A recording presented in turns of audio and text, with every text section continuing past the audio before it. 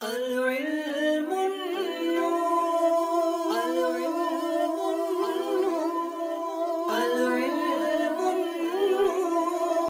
وعلیکم السلام ورحمۃ اللہ۔ الحمد للہ علیہ السلام والا آپ خوش ہیں طبیعی؟ الحمدللہ۔ ماشاء اللہ۔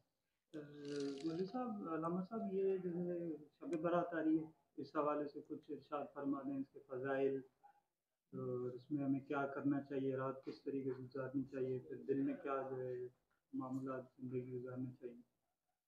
صحیح ہے۔ شب برات شعبان شریف کی بہت عام رات ہے۔ ویسے دیکھا جائے تو یہ مہینہ شعبان معظم کا بھی بہت برکت و رحمتوں والا ہے۔ اس سے پہلے رجب شریف کا مہینہ تھا، وہ بھی حرمت و برکت والا مہینہ تھا۔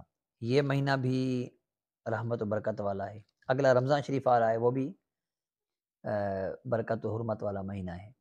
تو شعبان شریف کے مہینے کے اندر شب برات ایک بہت ہی اہم اور نازک رات ہے۔ اس رات کے بہت سارے فضائل و برکات ہیں۔ ان میں سے چند میں آپ کو عرض کرتا ہوں کہ یہ رات اہم اتنی ہے کہ اس میں اللہ تبارک و تعالیٰ بہت سارے گناہ گاروں کو بخشش کرتا ہے۔ شب برات کے 15 شعبان ہے، اس کے اندر اللہ تبارک و تعالیٰ اس رات میں بہت سارے لوگوں کی بخشش و مغفرت کرتا ہے۔ حدیث پاک میں ہے کہ بنی کلب کی بکریوں کے بالوں کے مثل اللہ پاک گناہ گاروں کو اس رات میں بخش دیتا ہے۔ اور اب تمام عالم میں عرب کے ہاں جو ہے بکریوں کا زیادہ ہی رجحان اور وہ تھا، اور عرب کے اندر بالخصوص بنی کلب جو ہے وہ زیادہ بکریاں پالا کرتے تھے، اور ان کی بکریوں کی تعداد ریوڑ بہت زیادہ ہوتے تھے۔ تو بکریوں کی مقدار کے برابر نہیں، بلکہ بکریوں کی جو بال ہیں ان کے برابر اللہ تبارک و تعالیٰ گناہ گاروں کو بخش دیتا ہے۔ کتنی بڑی بات ہے نا، سوچیں کتنے بکریاں بنی کلب کی ہوں گی کہ سب سے زیادہ پالنے والا بنی کلب کا قبیلہ تھا بکریاں، اس کے بعد پھر بکریوں کے بال کتنے ہوں گے۔ اللہ پاک اتنے لوگوں کی بخشش و مغفرت فرماتا ہے اس 15 شعبان کی رات کے اندر۔ لیکن اس کے باوجود بھی کچھ ایسے بد نصیب ہوتے ہیں جو اس رات نہیں بخشے جاتے۔ اللہ پاک ہم کو بچائے، توبہ کی توفیق نصیب عطا فرمائے۔ ایک وہ بندہ ہوتا ہے جو شراب کا عادی ہو، شراب پیتا ہو، اس کی اس رات بخشش نہیں ہوتی۔ شراب کا جو عادی ہوتا ہے جب تک توبہ نہ کر لے، ہاں اگر شراب کا عادی جو ہے 15 شعبان سے پہلے توبہ کر لیتا ہے سچے دل سے، اور آئندہ جو ہے کبھی بھی شراب نہ پینے کا عہد کرتا ہے اور افسوس بھی کرتا ہے، یار اللہ پاک نے شراب حرام کی تھی، مجھے نہیں پینی چاہیے تھی، ایک افسوس اس کو ہوتا ہے، توبہ کرتا ہے تو اس کے بخشش ہو سکتی ہے۔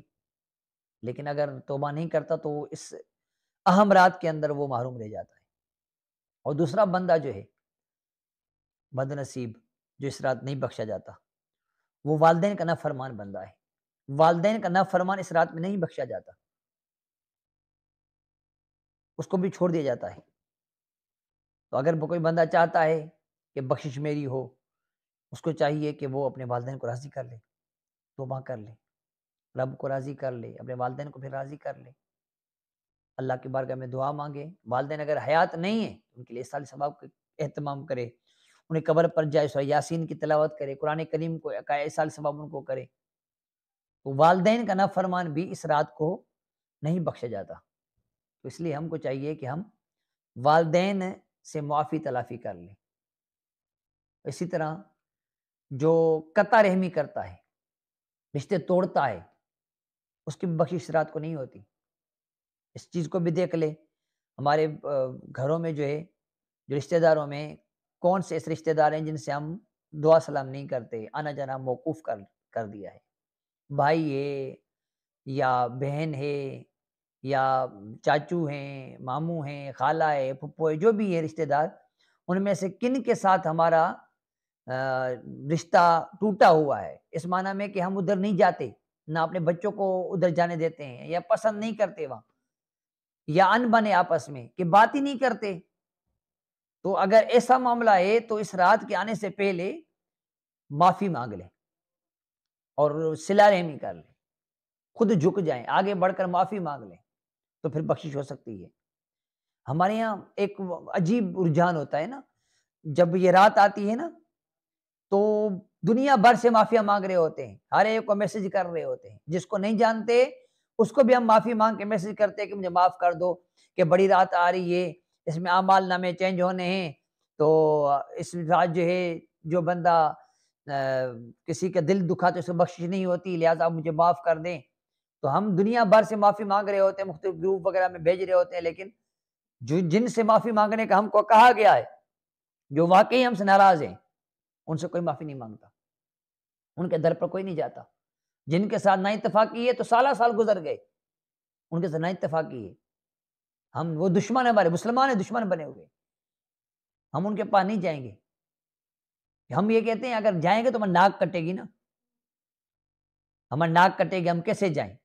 ہم کیوں آگے بڑھے؟ انہوں نے ظلم کیا ہے، انہوں نے زیادتی کی ہے، انہوں نے ہمارے ناانصافی کی ہے، ان کو چاہیے کہ ہم سے معافی مانگے نا، ہم کیوں ان سے معافی مانگے؟ تو یہ ہمارے انا جو ہوتی ہے نا، یہ ہم کو لے ڈوبتی ہے، پھر ان سے ہم معافی نہیں مانگ پاتے۔ تو بھائی جب ان سے جن سے معافی مانگنے کا حق ہے، جب ان سے معافی نہیں مانگ رہے تو دنیا بھر میسج کرنے کا کیا فائدہ؟ سب کو جو نہیں جانتے اسے معافی مانگ رہے، معافی تو اس سے مانگو جس کا دل دکھایا ہے، معافی تو اس سے مانگو جس کو تکلیف پہنچائی ہے، جس پر ظلم کیا ہے، معافی تو اس سے مانگو نا۔